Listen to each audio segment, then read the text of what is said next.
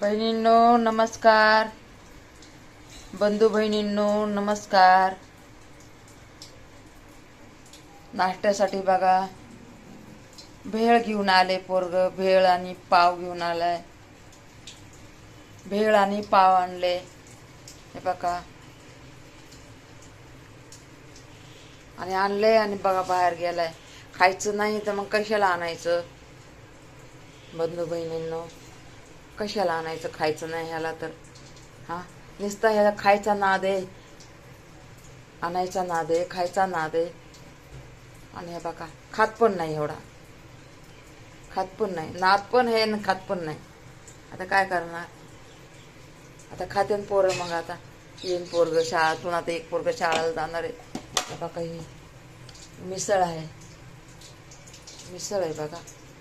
गरम करून देते.